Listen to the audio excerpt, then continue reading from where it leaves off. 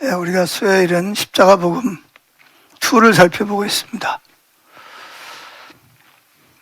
오늘은 말씀에 의한 삶에 대해서 두 번째 과로서 성경과 전통에 대해서 살펴보려고 합니다.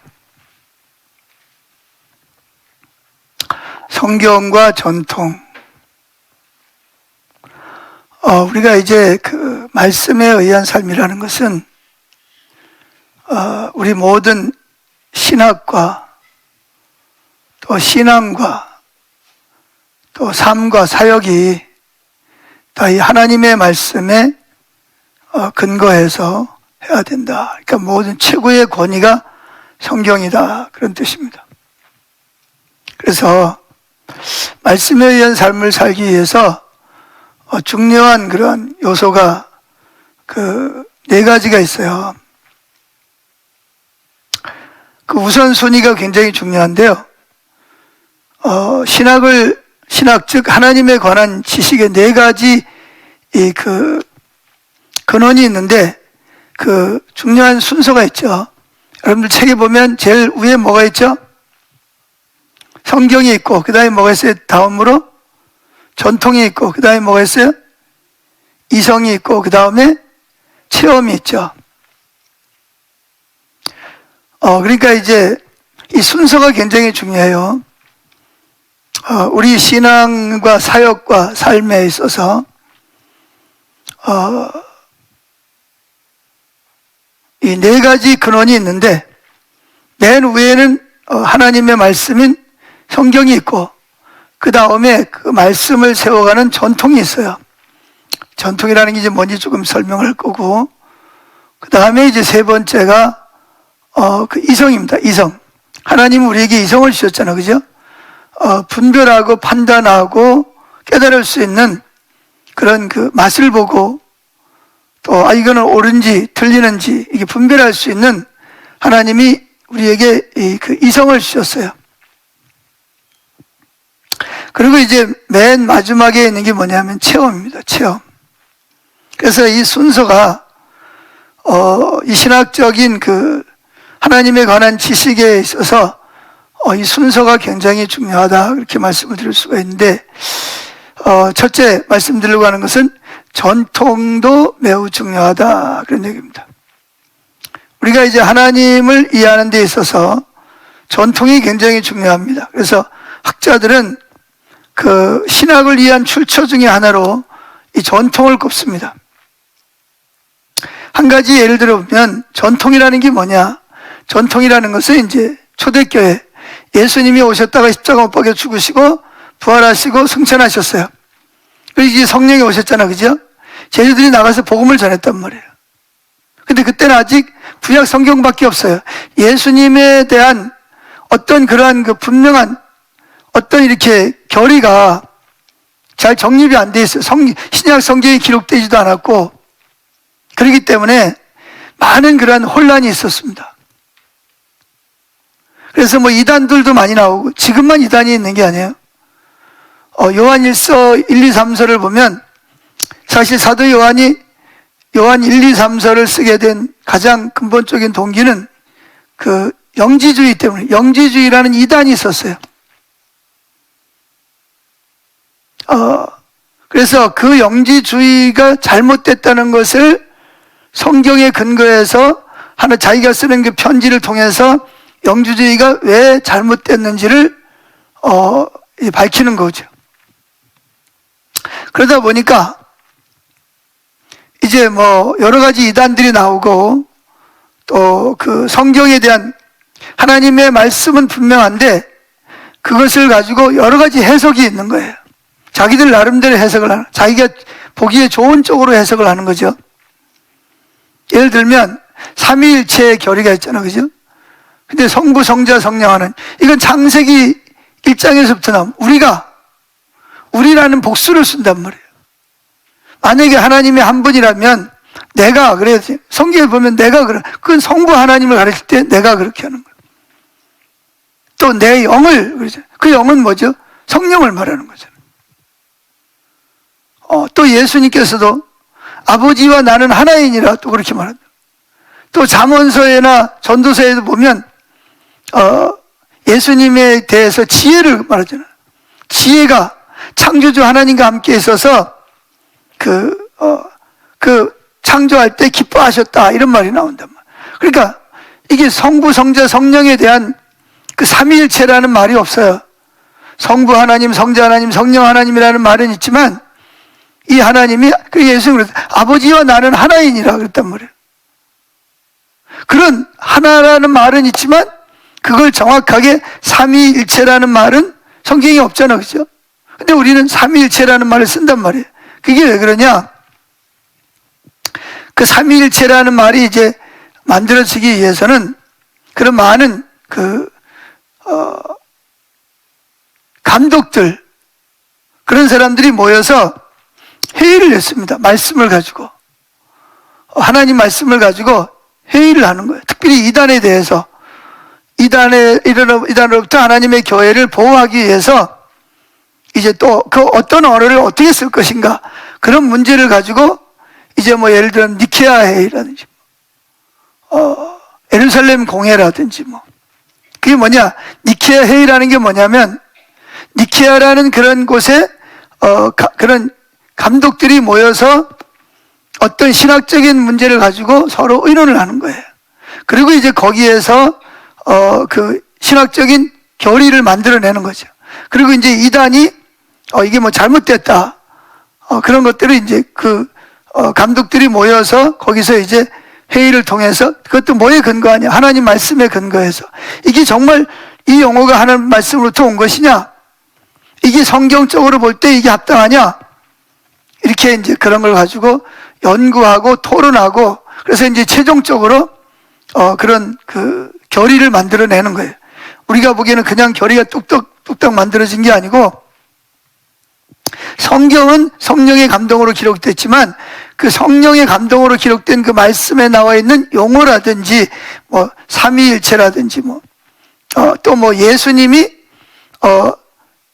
완전한 하나님이면서 완전한 또 예수님이라든지 또 뭐 성령님이 그냥 어떤 에너지에 불과하냐 아니면 인격을 가진 하나님 중에 한 분이냐 이런 문제를 가지고 이제 많은 논쟁이 벌어지는 거예요. 예를 들면 어떤 또 종파에서는 또 예수님을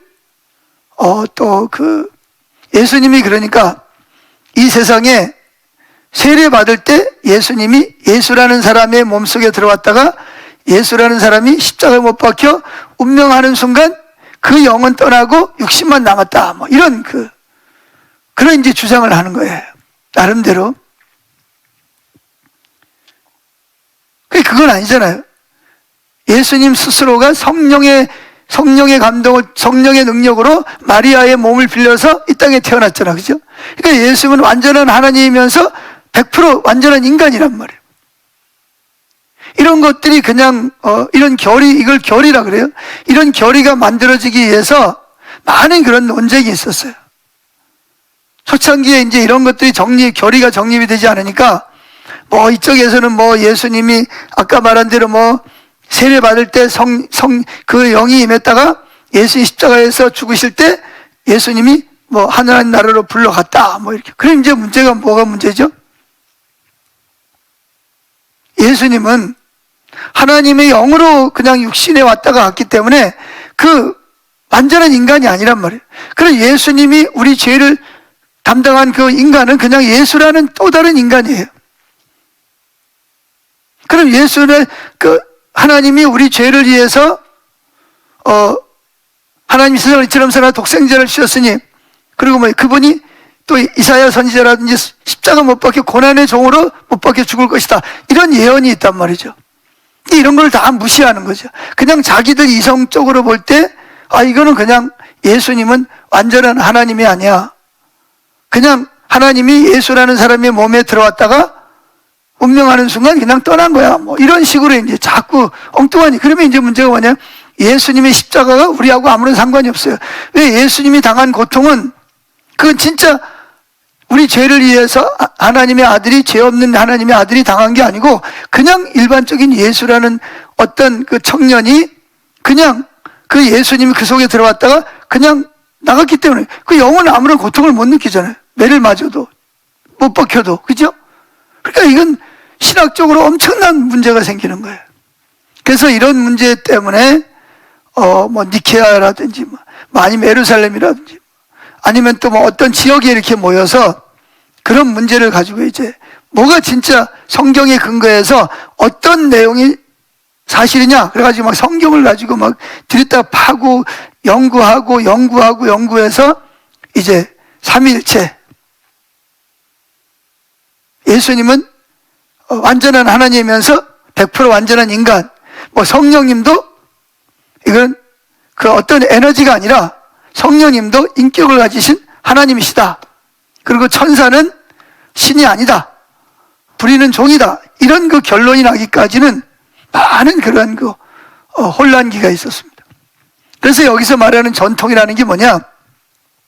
그때 이제 그런 회의를 감독들이 모여서 신학자들이 모여서 또 목사들이 모여서 그 문제를 가지고 토론하고 성경을 갖다 다 뒤져가지고 이 말이 정말 성경에 맞냐? 이 말이 성경에 틀렸냐? 성경을 전부 다 가지고 이제 연구하고 막 다 뒤집는 거죠. 창세기서부터 요한계시록까지를 다 가지고 막 연구하고 또 발표하고 그러면서 이제 최종적으로 삼위일체, 뭐 예수님은 완전한 하나님, 완전한 인간, 뭐 또 성령님도 똑같은 하나님, 이제 이런 결의가 만들어지게 되는 겁니다. 그 만들어진 그걸 뭐라 그러냐면 전통이라고 그러는 거예요. 그런데 이 전통은 어디에 근거하냐? 성경 말씀에, 하나님의 말씀에 근거한다는 거죠. 만약에 그런데 전통이라는 것이 이 하나님의 말씀보다 위에가 있다면 어떻게 될까요?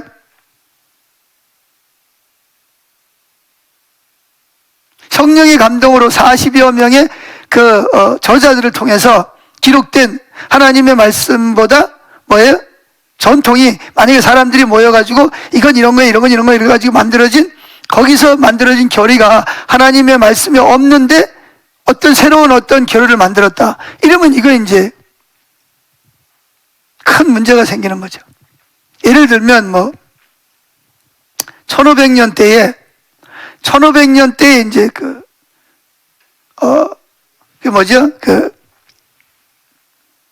무슨 일이 있었습니까? 카톨릭 사람들이 모여가지고 뭐를 했어요? 그 사제들이 모여서 마리아는 뭐가 없다? 죄가 없다. 뭐 이런. 근데 그게 성경에 근거하면 맞는 말이에요? 틀리는 말이에요? 성경에 근거하면 그건 맞는 말이 아니라는 거죠. 그러니까 그런 전통이 이 교회 안에 들어와 있다는 거예요. 그러니까 지금 우리가 이제 여기서 배우고자 하는 것은 뭐냐면 그 전통이 중요하지만 그 전통은 어디 밑에 있어야 된다? 성경에 근거해야 된다는 거죠. 전통에 우리가 그렇게 회의를 통해서 만들어진 결의가 어디에 비추어봐서 나와야 된다? 성경에 비추어 볼 때 성경에 근거해서 이 전통이 만들어져야 된다는 거죠. 만약에 이 전통이 성경보다 위에 있거나 만약에 성경이 없는 걸 가지고 전통을 만든다. 그럼 이거는 이제 큰 문제가 되는 거예요. 이제 그런 내용이 성경에 나오는 거죠.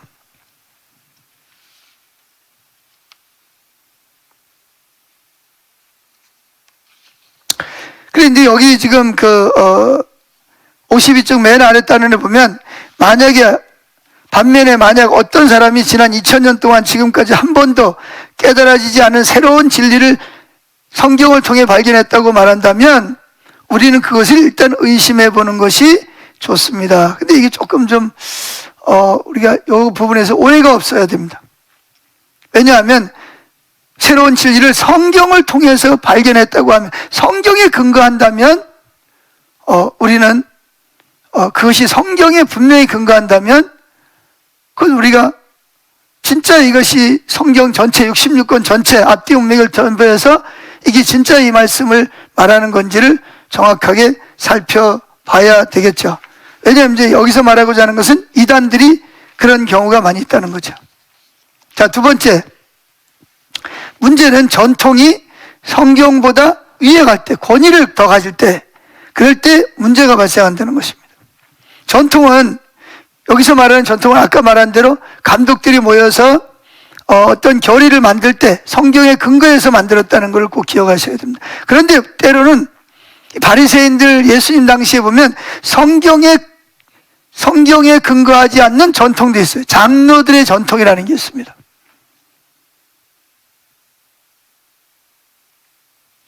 그 장로들의 그 전통이라는 게 뭐냐? 이제 밑에 이제 보면 전통이 성경 이루어갈 때 발생하는 문제들이 나오는데, 그 위에 보면 두 번째 단원에 보면 이런 말이 있습니다.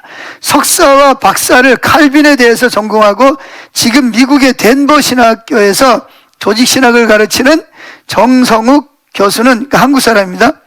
오늘날 신학자의 주장이 성경보다 위에 있으면 성경의 권위를 약화시키는 것은 물론 신학을 인간적인 학문으로 만드는 것이라고 지적을 합니다. 이 말이 무슨 말이죠?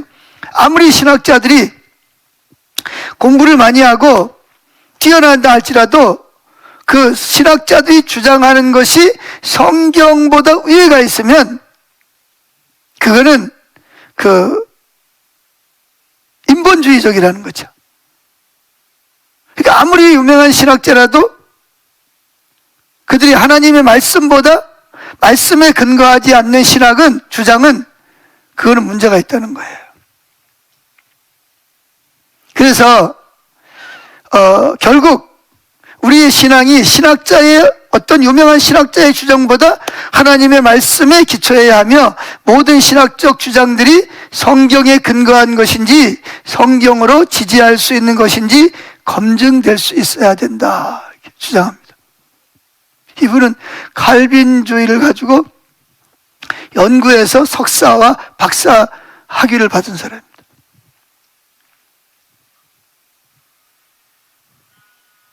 그러면서 이분은 뭐라 그러냐면, 교회의 비성경적인 전통들, 즉 장로들의 유전에 대해서도 분명하게 성경적으로 분석하고 비평하고 대안을 제시해야 한다는 것입니다. 근데 이제 유명한 신학자들 중에는 뭐 칼바르트라든지 뭐 이런, 하여튼 굉장히 좀 이렇게 하나님의 말씀보다는 어떤 그런 이성을 하나님 말씀보다 이렇게 앞세우는 사람들이 있어요.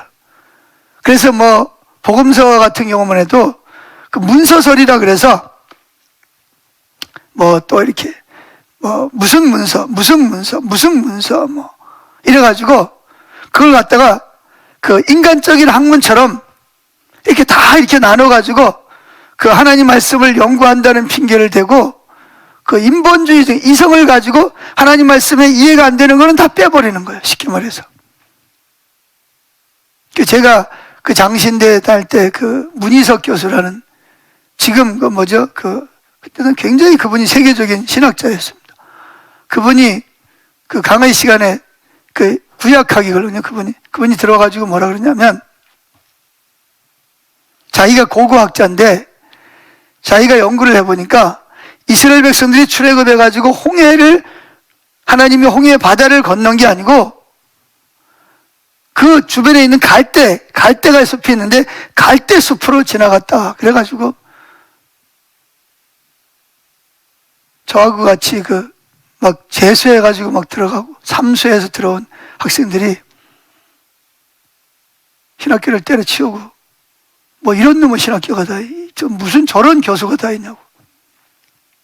이래가지고 학교를 그만둔 친구들 됐어요. 들어오려고 그냥 합숙하면서 막 공부하고 막.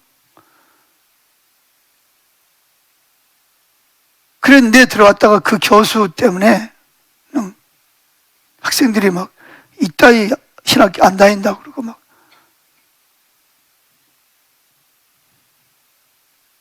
그런 일이 종종 있죠. 그래서 뭐 지금도 그 우리나라에도 보면 장로교 중에 기성이라는 장로 교단이 있습니다. 그 기성의 그 총회에서 동성애를 합법화하는 게 맞다 그렇게 주장하는. 여러분들이 들으면 정말 깜짝 놀랄 그런 주장을 하는, 그러니까 뭐 기성에 있는 목사님들이 다 그렇다는 게 아니라 기성의 그 주류들이 그거를 공식적으로 지지하는 그런 하는 그런 내용이었습니다.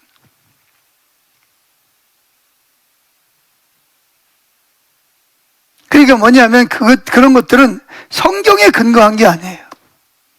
성경에 근거한 것이 아니고 이성에 근거해서 합리적으로. 지금 시대가 이렇게 변했으니까, 시대가 변했다 그래가지고 하나님 말씀이 변합니까? 그럼 그건 진리가 아니지. 그러니까 한 가지 그냥 예를 들어, 그렇다고 우리가 그 동성애자를 미워하거나 동성애자를 차별하면 안 되죠. 그렇죠? 우린 동성애라고 그래서, 동성애자라고 그래서 그 사람을 무슨 뭐 이렇게 구별하고 차별하고 그건 아니죠.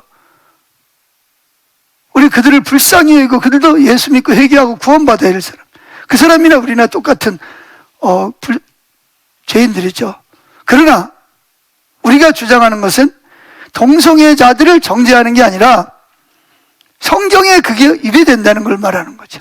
그리고 성경에 위배되는 것을 우리는 잘못됐다라고 말할 수밖에 없다는 거죠. 근데 지금 차별 하는 건 뭐죠? 그런 사람들도 잘못됐다라고 말하지 말자. 이게 이제 독서 조항이라는 거죠. 뭐 장애인을 차별하지 말라, 여성을 차별하지 말라, 이런 거 다 긍정적으로 생각하죠. 부자나 가난한 사람이나 차별하지 말자. 장애인이나 건강한 사람이나 차별하지 말자. 남자나 여자나 차별해. 이건 다 좋은 거잖아. 그죠? 우리가 뭐 거기에 대해서 반대하는 건 아니에요. 근데 뭐에 대해서 반대하냐? 동성애자들도 그것이 잘못됐다라고 말하지 말라는 거예요. 아니, 어떻게 성경이 그렇게 말하고 있는데 어떻게 우리가 성경이 말하고 있는 거를 말하지 않고 어떻게 성경이 잘못됐다는 거를 바르다라고 어떻게 말할 수 있겠냐는 거예요. 지금 뭐 민주당에서 뭐 그 정의당하고 지금 연합해가지고 뭐 지금 뭐 공청회도 열고 뭐 이제 뭔 수순을 밟냐 하면 그걸 법을 통과시키려고. 그래서 그걸 통과시키면 어떻게 되냐?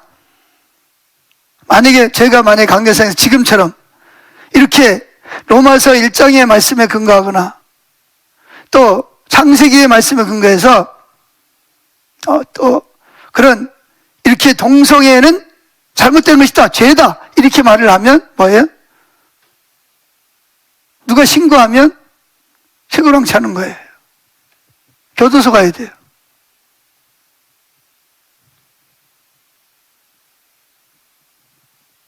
그러니까 그런 법 안 만들어도 동성애 할 사람들은 다 동성애 해요. 우리가 뭐 쫓아다니면서 동성애 하지 말라는 것도 아니잖아. 그죠? 그러나 동성애가 하나님 말씀에 위배된다, 잘못됐다라는 거 말하는 걸, 그 사람들도 회개하고 돌이켜야 된다, 이런 말을 하면 이제 법에 걸리는 거예요. 그런 법을 만드는 거죠. 그러니까 지금 민주당하고 정의당에서.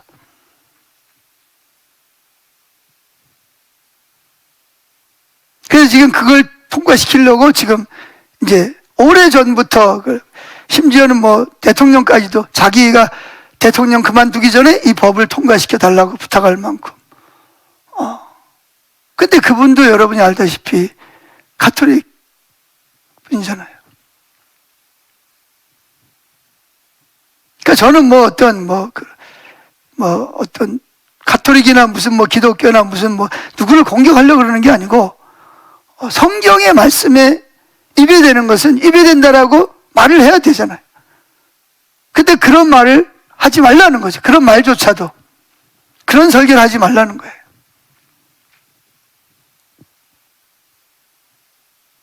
자, 그러면 세 번째, 전통이 성경 이루어갈 때 발생하는 문제들. 자, 전통이 성경보다 권위를 가질 때, 우위에 갈 때 발생할 수 있는 문제들이 세 가지가 나타납니다. 첫째, 하나님의 말씀을 어길 수 있습니다. 하나님 말씀은 1.1핵이라도 뭐 더하거나 빼면 안 돼요. 요한계시록에 보세요. 하나님 말씀을, 없는 말씀을 더하면 하나님의 그 성경에 나와 있는 하나님의 그 심판을 보다 더 큰 심판을 받게 될 것이고, 하나님 말씀을 빼면 우리도 뭐요? 하나님으로부터 우리가 빠져나오게 되는, 제거되는 그런 일을 벌어져. 그래서 하나님 말씀하고 있는 거고. 그러니까 하나님 말씀을 있는 그대로. 근데 이제 중요한 것은 앞에 살펴봤듯이 말씀하신 의미와 의도와 목적 그대로 해야 된다는 거죠. 그러려면 뭐가 되냐면 하나님이 말씀하신 그 의도, 의미, 목적, 왜 이 말씀을 하셨는지, 그리고 이 말씀이 정말 하나님의 의도가 뭔지, 목적이 뭔지, 이런 것들을 충분히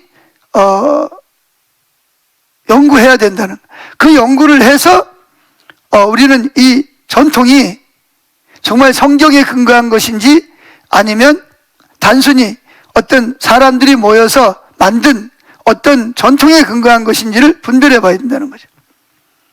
그래서 세 가지로 말하고 있죠. 하나님 말씀을 어길 수 있다, 항상 성령을 대적한다, 하나님의 행하심을 보지 못한다. 그러니까 예배가 타락한다는 거죠. 자, 그러면 작은 첫째, 하나님의 말씀을 어길 수 있습니다 그랬습니다. 자, 마태복음 15장 1절부터 9절에 보면, 마태복음 15장 1절부터 9절에 있는 말씀을 한번 같이 쭉 읽어보겠습니다. 시작. 그때의 바리새인과 서기관들이 예루살렘으로부터 예수께 나와 이르되 당신의 제자들이 어찌하여 장로들의 전통을 범하나이까. 여기다 언더라인 해보세요. 누구의 전통을? 장로들의 전통을 범하나이까. 그 전통이 뭐냐? 떡 먹을 때에 손을 씻지 아니하니이다. 대답하여 이르시되 너희는 어찌하여 너희의 전통으로 하나님의 계명을 범하느냐? 하나님이 이르셨을 때 내 부모를 공경하라 하시고 또 아버지나 어머니를 비방하는 자는 반드시 죽임을 당하리라 하셨거늘 너희가 이르되 누구든지 아버지에게나 어머니에게 말하기를 내가 드려 유익하게 할 것이 하나님께 드림이 되었다고 하기만 하면, 이걸 뭐라 그러죠? 고르반이라 그러죠. 고르반 하기만 하면 그 부모를 공경할 것이 없다 하여 너희의 전통으로 하나님의 말씀을 폐하는도다. 인식하는 자들아, 이사야가 너희에게 관하여 잘 예언하였도다. 일렀을 때 이 백성이 입술로는 나를 공경하되 마음은 내게서 멀도다. 사람의 계명으로 교훈을 삼아 가르치니 나를 헛되이 경배하는도다 하였느니라 하시고 그랬습니다. 자, 이 내용이 무슨 내용이죠?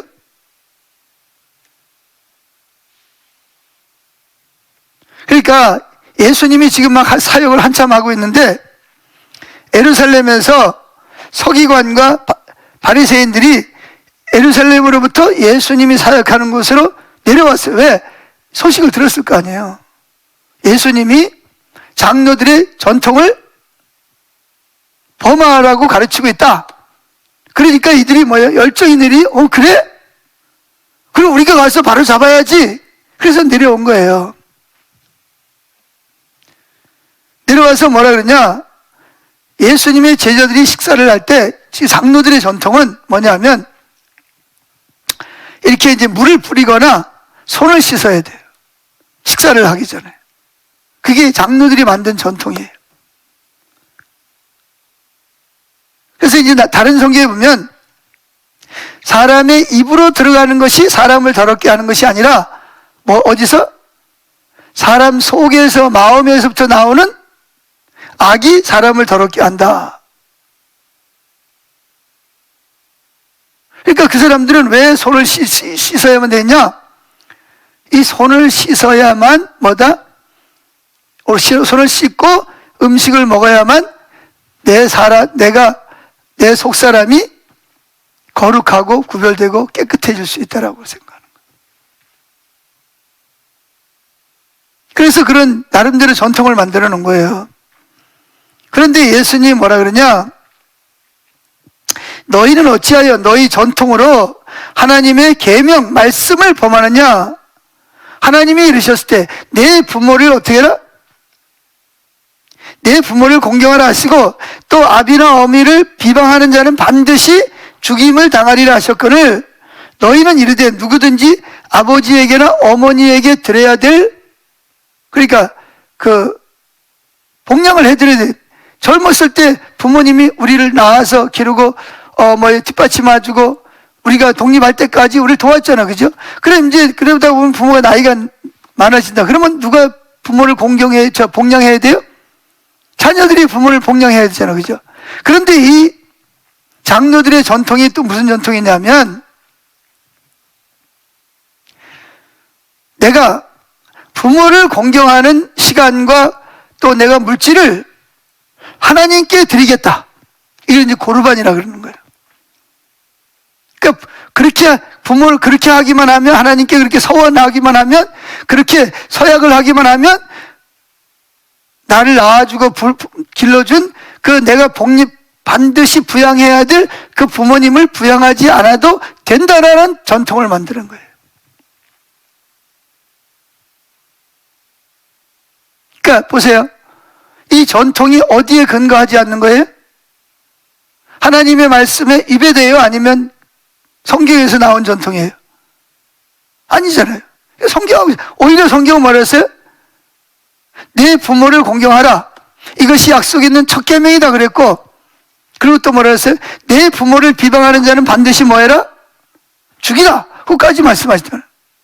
그러니까 이 말 속에는 뭐냐면 반드시 자녀는 부모를 부양해야 될 의무가 있다는 걸 말씀해요. 그리고 그렇게 할 때 하나님이 축복하시겠다는 첫 약속이었다는 거예요. 그런데 장로들이 왜 그런 전통이 나왔을까요? 하나님, 부모도 중요하지만 부모도 하나님이 더 위에 있으니까 부모를 복양하지 않고 하나님을 내가 섬기고 이 돈을 가지고 하나님께 드리겠다라고 선언하면 부모를 부양하지 않아도 된다라는, 그런 말도 안 되는 전통을 만들어가지고, 그러니까 뭐가 뭐보다 위에 있는 거죠? 장로들이 만든 전통이 하나님께서 약속 있는 첫 계명, 그리고 부모를 부양하지 않는 자는, 비방한다는 말은 결국은 부양한다는 말도 포함이 되는 거거든요. 부양하지 않는 자는 뭐냐? 죽이라고까지 말씀을 했단 말이에요.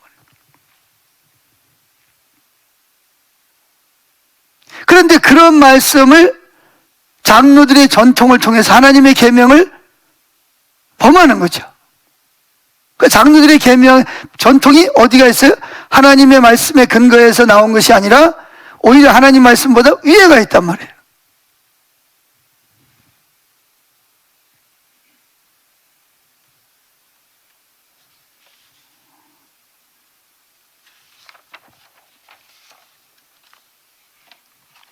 그래서 예수님 당시에는 그 바리새인들이 그들의 신앙을 전통적으로 내려오는 몇 가지 규례와 규칙을 잘 지키는 것으로 이해하고 있는 거예요. 그래서 말씀과 전통에 대해, 특별히 아까 이야기한 대로 전통도 하나님 말씀에 근거한 거는 우리가 받아들이고 지켜야 되겠지만, 그러나 어떤 전통들은 말씀에 근거한 것이 아니라 그냥 자기들이 스스로가 성경에 근거하지 않는 어떤 그러한 전통을 만들어서 오히려 하나님을 대적하고 성령을 대적하고 그러는 그 전통들이 있었다는 거예요. 성경에 보면. 자, 작은 두 번째. 이렇게 우리가 이제 전통이 하나님 말씀보다 위에가 있을 때 나타나는 게 뭐라고요? 하나님의 말씀을 어기는 거죠. 어기는 거. 그래서 심지어는 뭐라 그랬어요? 여기 보면 여기 중요한 말을 하고 있습니다. 너희의 전통으로 하나님의 말씀을 폐하는도다. 예식하는 자들아, 이사야가 너희에 관하여 잘 예언하였도다. 일렀을 때 이 백성이 입술로는 나를 공경하되 마음은 내게서 멀도다. 그러면서 중요한 말을, 사람의 계명으로, 하나님의 계명이 아니라 사람의 계명으로 교훈을 삼아 가르치니 나를 헛되이 경배하는도다.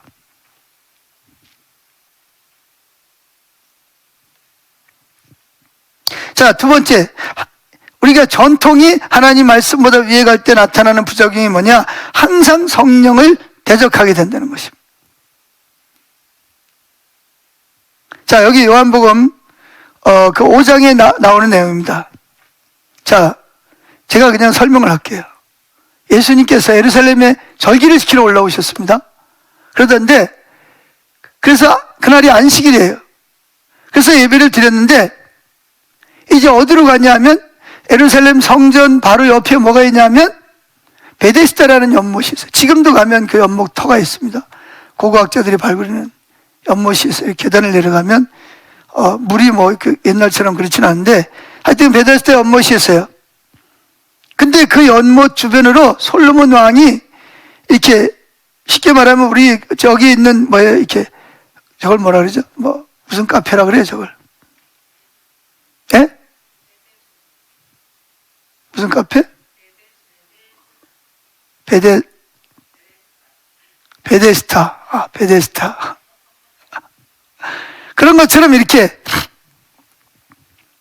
그 연못으로 돌아가면서 여러 개의 그런 집을 만들어 놨어요. 혹시 왔다가 비가 오거나 그러면 이제 그걸 피하도록. 근데 이제 거기에 많은 그런 그 증증 환자들, 어디 가서도 이제 고칠 수 없는 그런 환자들이 그 줄비하게 거기 와서 있는 거예요. 왜 거기 와서 있냐? 가끔씩 가다가 천사들이 내려와서 물을 동하게 하는데, 그럴 때 제일 먼저 뛰어 들어가는 사람은 어떤 불치병에 걸려도 다 낫는다는 그런 연못입니다. 그런데 예수님께서 이제 안식일 날 예배를 마치고 이제 베데스다 연못을 갔죠. 가만히 있어봐. 베데스다 연못이 맞나? 맞죠? 제가 지금 혼동스러워가지고. 거기 갔는데 많은 환자들이 있잖아, 그죠? 근데 거기에 38년 된 환자가 있어요. 근데 예수님께서 갑자기 그 38년 된 많은 환자들을 다 내버두고 38년 된 환자에게 가가지고 뭐라 그래요? 내가 낫고자 하느냐? 그랬더니 이 사람이 자기 속에 있는 상처를 막 이야기를 합니다. 그랬더니 예수님이 뭐라 그러죠? 일어나 들것을 들고 집으로 걸어가라. 들것이라는 게 뭐냐? 이 비가 오면 이제 이 비가 빠져나가게 하기 위해서 이런 집 같은 걸 이렇게 해가지고 이렇게 동그랗게 이렇게 여러 개를 묶어가지고 이제 이런 침대를 만드는 거예요. 그리고 이제 거기 누워 있는 거죠. 38년 동안. 38년 동안 발병한 지가 38년 된 거예요. 근데 이제 그 사람이 하는 말이 뭐라 그러냐면, 천사가 와서 물을 동하면 내가 가는 사이에 다른 사람이 먼저 들어가서 병이 낫고 가버린다는 거예요. 자기는 계속 기회를 놓치고 마음이 상처가 아주 가득해. 근데 예수님께서 그 사람 보고 뭐라 그러냐? 내 들것을 들고 일어나서 돌아가라. 그렇게 말한 거예요. 그랬더니 이 환자가, 38년 된 환자가 갑자기 힘을 얻어가지고 벌떡 일어나가지고 그 침대를 들고 그리고 집으로 돌아가는 거예요. 그랬더니 무슨 일이 벌어지죠? 그 사람이 거기서 오래도록 베데스다 연못가에 있다는 것을 모르는 사람이 거의 없단 말이에요. 예루살렘에 있는 사람들. 그 사람들은 다 구제를 의무적으로 하게끔 돼 있거든요. 그 사람을 위해서 끼니를 돌아가면서 그 사람에게 먹을 걸 많이 줬을 거 아니에요. 그러니까 거기서 자는 거죠. 그러니까 가족이 없다는 이야기죠. 아마 노숙자처럼. 그러니까 사람들이 늘 먹을 걸 주기 때문에 그 사람이 38년 된 환자라는 걸 다 알아요. 근데 그 사람이 나와가지고 걸어가고 있는 거예요. 그걸 본 사람들이 막 입소문을 하겠죠. 야, 저 사람이 맞나? 맞다, 안 맞다? 그런데 물어보니까 그 사람이 맞네. 그럼 누가 당신을 고쳤냐? 나중에 알고 보니까 누가 고친 거예요? 예수님이 고치셨단 말이에요. 그랬더니 이제 사람들이 또 막 벌떼같이 또 예수님에게 쫓아와가지고 예수님에게 막 항의하는 거지. 왜? 다른 날 병을 고쳐야지 안식일 날 일을 하면 되냐? 그러니까 안식일 날 병든 사람을 고치면 안 된다는 것은 성경이에요? 아니면 장로들이 만든 전통이에요? 성경 어디에 안식일이라고 해서 병든 사람을 고치지 말라는 데가 어디 있어요? 그래서 자주 안식일 때문에 부딪히잖아요. 예수님 제자들이 배가 고파가지고 참 얼마나 배가 고팠으면 미리 이삭을 훑어가지고 안식일 날 비벼가지고 불어서 그걸 먹었단 말이에요. 그러니까 안식일 날 미리 이삭을 먹는 거는 문제가 없어요. 안식일 범하는 게 아니라 그게 뭐냐? 비벼가지고 불었다는 거는 이게 안식일 날 일을 했다는 거예요. 이거 누가 만든 거죠? 하나님은 그냥 안식일을 구별해 거룩하게 지키라 그랬지, 안식일에 일을 하지 말라 그랬지, 구체적으로 뭐 밀이삭을 해가지고 자르는 건 추수고 이걸 뭐야 비벼가지고 부는 거는 또 일이라고. 이걸 누가 만들었냐는 거예요. 자기들이 만든 거예요, 그냥. 그리고 안식일 날 몸이 아픈 사람 병을 고치면 안 된다라고 성경이 어디 있냐는 거예요. 자기들이 만든 거예요, 그냥 그렇게. 그런데 예수님이 제자들이 안식일 날 일을 했다, 손 마른 사람을 고쳤다, 38년 된 환자를 고쳤다, 왜 안식일 날 일을 하냐고 지금 시비를 거는 거예요.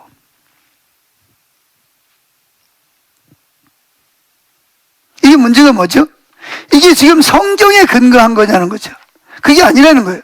그냥 자기들이, 장로들이 그냥 전통적으로 그렇게 만드는 거예요. 자기들, 그게 그리고 전통이 돼버렸어요.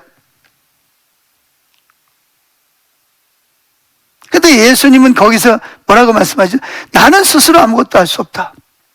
내가 안식일 날 이 베데스다 연못가에 온 것도 내가 임의로 온 게 아니고 성령의 인도를 따라왔고, 아버지가 성령을 통해서 아버지의 뜻을 알아서 왔고, 그리고 많은 환자들 중에서 38년 된 환자를 고친 것도 내가 임의로 고친 게 아니고 아버지가 성령을 통해서 나에게 그 사람을 고치기를 원하셨기 때문에 나는 거기에 순종했고, 아버지가 내 순종을 통해서 그 38년 된 환자를 고친 거다.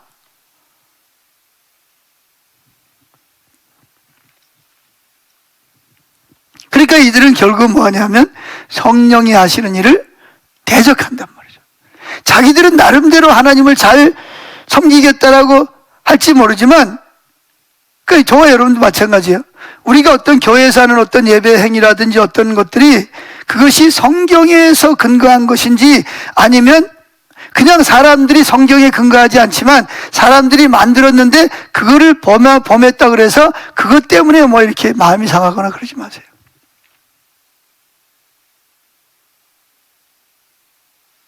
예를 들면 우리 정무사님 같은 경우는 예배 마치면 뭐 주기도만 하거나 뭐 그런 거 안 하잖아요, 그죠? 그런 것 때문에 우리가 마음이 불편할 수도 있어요. 왜? 전통적인 교회에 있던 사람들은 또 뭐 예를 들면 뭐 또 세물대 성경에 가면 또 뭐예요? 또 주일날 사도신경 안 외우잖아요. 고백 안 한단 말이에요. 또 한 가지는 뭐죠? 뭐 찬양과 경배, 집중합법으로 찬양과 경배를 하면 그게 뭐죠? 왜 찬송가를 안 하냐, 주일날 낮예배 시간에.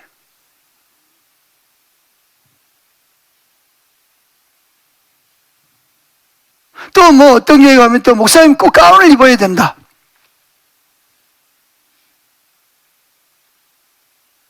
근데 왜 목사님은 가운을 안 입냐? 가운도 뭐죠? 절기를 따라서 이게 다 있거든요. 색깔이가 다 달라요. 빨간 색깔이, 뭐 하얀 색깔이, 초록 색깔이 뭐 이게 다 달라요. 이 후드가.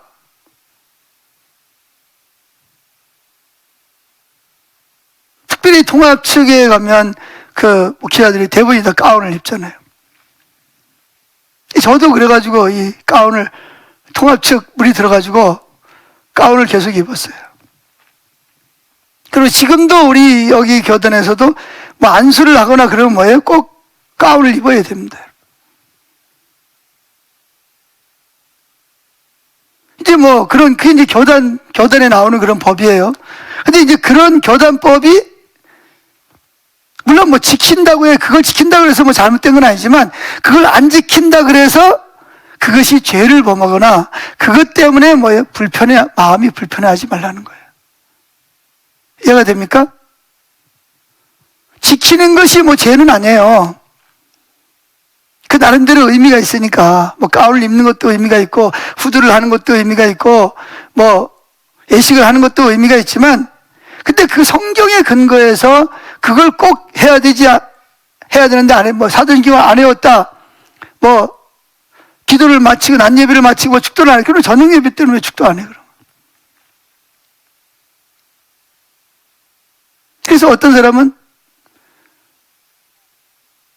빨리 가고 싶은데 안 가지. 왜? 축도를 받아야 예배를 드렸다고 생각하니까. 뭐 그게 어떤 의미에서는 뭐 좋은 의미일 수 있는데, 이제 그런 것들이 마치 성경보다 위에가 있으면 문제가 생긴다는 거예요. 그렇다고 그런 걸 막 무시하고 그러라는 게 아니죠. 그죠? 그 전통을 지키는 건 중요하죠. 중요하지만, 그러나 그런 거 전통이 성경보다 위에가 있으면 곤란하다는 거죠. 그래가지고 뭐 제가 어릴 때 제가 다니던 그 교단에서는 강대상이 막 엄청나게 막 컸습니다. 막 그냥. 막 크고 막 옆에도 막 그냥 엄청나게 막 이렇게 올라오고. 그리고 주일마다 꽃꽂이를 해야 되고, 꽃꽂이 안 하면 큰일 나는 거예요. 강대상에 누가 올라오냐? 이게 우리처럼 이렇게 찬양세를 청년들 올라왔다 그러면 난리 나는 거예요.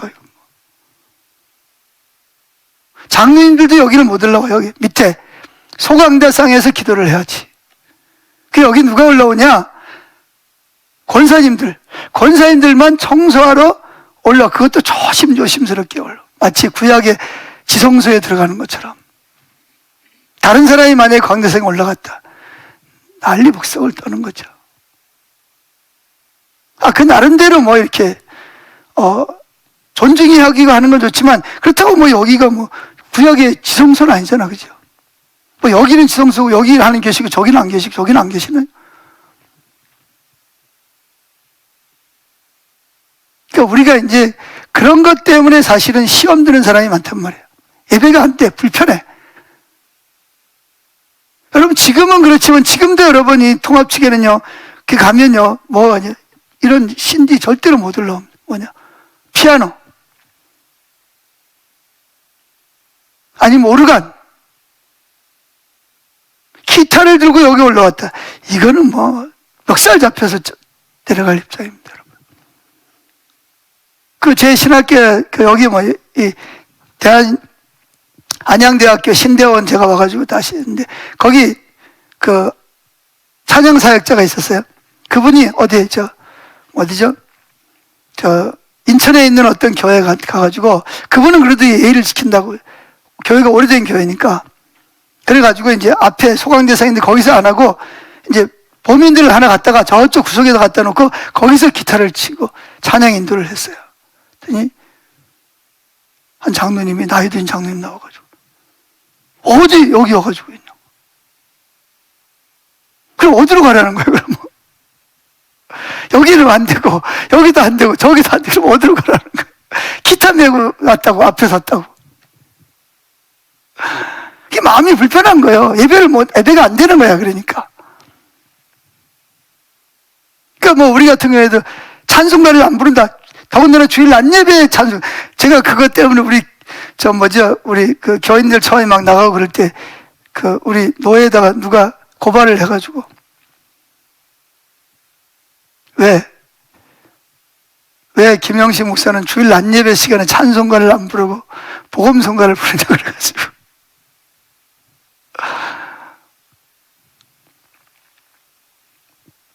여러분 지금도 그러잖아요. 지금도 전통적인 교회 다니던 분들이 이런 데 오면 찬송가 안 부르면 불편한 거예요. 그게 예배 안 드린 것 같아. 가서 다시 다시 찬송가 부르고 다시 해야 뭔가 이게 좀 예배 드린 것 같아.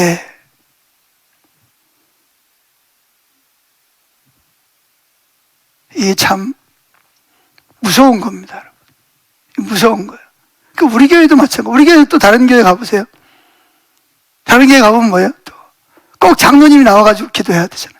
장로님 없으면 뭐 권사, 안수 집사님, 서리 집사님으로 돌아가면서 기도해. 기도 안 하면 또 불편해. 이놈의 교회는 왜 기도도 안 하고, 불편한 거예요.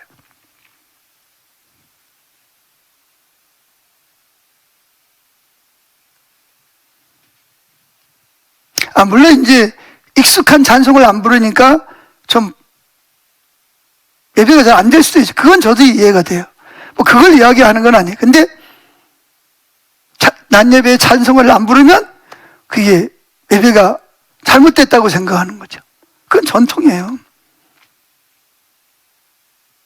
그러니까 이런 우리도 모르는 사이에 성경 말씀보다 뭐가 그렇다고 뭐 구약 이 예수님 때처럼 무슨 뭐 장로들의 전통이다 뭐 쫙 내려오는 것도 아닌데 습관이 그렇게 들은 거지. 근데 그 습관에서 벗어나면 불편한 거예요, 마음이. 이런 것들을 우리가 참 조심해야 될 것 같아요. 자, 세 번째 문제가 뭐냐? 하나님의 행하심을 보지 못합니다. 마태복음 23장 29절부터 32절 읽어보겠습니다. 시작. 화 있을진저 예식하는 서기관들과 바리새인들이여, 너희는 선지자들이 무덤을 만들고 의인들의 비석을 꾸미며 이르되 만일 우리가 조상 때에 있었더라면 우리는 그들이 선지자의 피를 흘리는데 참여하지 아니하였으리라 하니, 그러면 너희가 선지자를 죽인 자의 자손임을 스스로 증명함이로다. 너희가 너희 조상의 분량을 채우라. 자, 이게 뭐냐면 예수님 당시에 유대인들은 이사야 선지자나 에레미야 선지자가 참 선지자였다는 것을 인정한다는 거예요. 그래서 뭐 아모스라든지 뭐 많은 그런 선지자들을 핍박하고 성전에서, 스가랴 선지자 같은 성전에서 죽였잖아요. 왕의 명령을 따라서. 그런 선지자들이 지나놓고 보니까 참 선지자였다는 것을 알고 있어요. 그래서 그들의 묘비를 세워주고 묘를 갖다가 잘 꾸며주고 그걸 갖다가 이렇게 참배를 뭐 절을 하는 건 아니지만 교육을 시키고 그런다는 거죠. 그래서 자기들의 조상이 잘못됐다는 것을 인정을 하는 거예요. 그런데 문제는 뭐냐면 자기 조상들은 참 선지자를 거짓 선지자로 몰아서 죽이거나 톱으로 켜서 죽이거나, 톱으로 켜서 죽였다는 말도 성경에는 안 나와요. 그냥 전승에 의하면 그렇다는 거예요. 그러니까 전승이라는 게 뭐냐? 그냥 이렇게 그 입을 통해서 계속 전해져 내려오는 말이에요. 그리고 또 그런 내용들이 또 어떤 뭐 일경이나 어떤 그런 역사가들에 의해서 기록되어서 내려오는, 성경은 아니지만 그런 내용들이 전해져 내려오는 것들이 몇 가지가 있어요.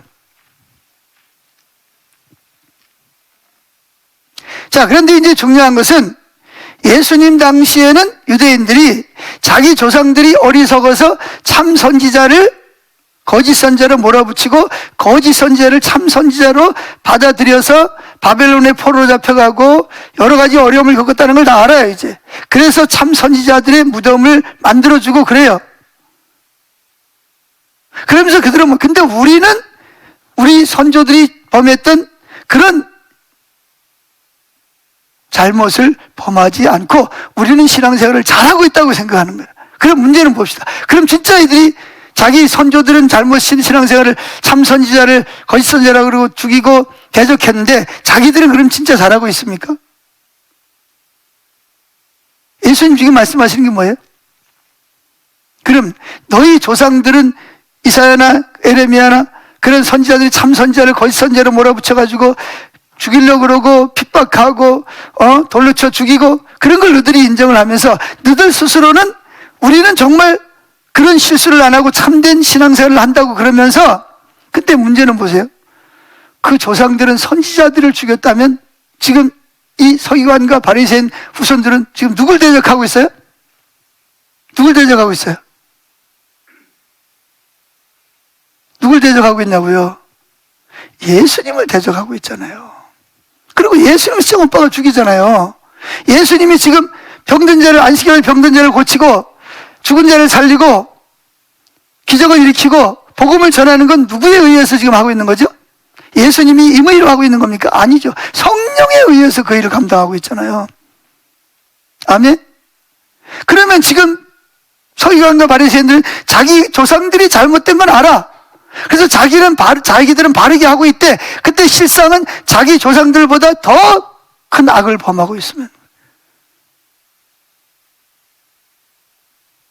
자기들은 지금 하나님의 아들을 대적하고 있단 말이에요. 예수님이 지금 성령의 인도를 따라서 이 사역을 감당하고 있는데 성령을 대적하고 메시아를 대적하고 있으면서도 자기들은 뭐에 근거해서? 전통에 근거해서, 그 장로들이 만든 그 전통에 근거해서 안식일날 예수님이 병든 자를 고치고 비리삭을 잘라먹고 배가 고파서 그리고 손 마른 사람을 고쳤다 그래서 예수님을 이단시할 뿐만 아니라 예수님을 귀신 들렸다고 그러는, 성령을 대적하면서도 자기는 그런 죄를 짓고 있다는 것을 전혀 깨닫지 못하고 있다는 거예요. 이게 바로 전통의, 그러니까 성경에 근거하지 않는 전통이 얼마나 무서운 결과를 가져오는가를 보여주고 있는 겁니다. 자, 결론입니다. 그래서 여러분들 성경을 잘 배워야 됩니다. 그래서 심지어는 예수님이 뭐라 그래? 마태복음 23장에서 화 있을진저 외식하는 서기관들이, 바리새인들이요, 너희는 천국 문을 닫고 천국에 들어가려는 사람도 못 들어가게 하고 너희도 들어가지 않고, 그리고 어디로 인도하냐? 눈먼 소경이라서 지옥으로 천국 가려는 사람들을 가로막고 오히려 어디로 인도하냐면 지옥으로 인도하고 있다는 거예요. 그러면서도 자기들은 신앙생활 잘하고 있다라고 생각할 수 있다는 거예요.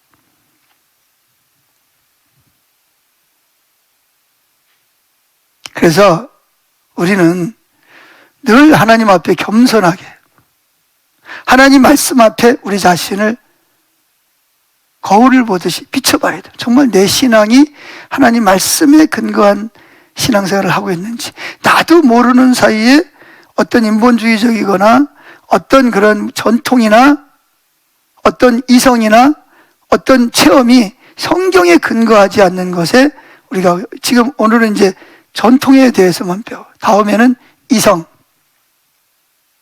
그 다음에 체험, 이것도 같이 살펴볼 겁니다. 그런 것들보다 하나님 말씀이 더 권위 있고 거기서 나오지 않는, 성경에서 나오지 않는 그 이성은 뭐죠? 우리 가지고 있는 합리적인 생각, 판단, 이런 것들이 굉장히 중요한 거예요. 하나님 주신 선물이죠. 근데 이거를 성경보다 더 우리가 이해할 수 없어, 성경이 이해가 안 된다 그래서 그거를 안 받아들이거나 잘못 해석하면 서기관과 바리새인처럼 천국문을 닫아 걸고 자기도 안 들어가고 들어가려는 사람도 지옥으로 인도하는 결과를 가져오게 된다는 것입니다. 그래서 말씀에 의한 삶은 뭐다? 오직 하나님의 말씀에 근거. 그래서 우리가 요즘 새로 임직받는 분들의 배우는 그 내용이 뭐냐? 성경에 대해, 성경이 어떻게 기록됐으면, 어떻게 성경이 진짜 믿을 만한가? 성경은 어떻게 하나님 말씀인가? 이런 거를 지금 살펴보고 있습니다. 기도하죠.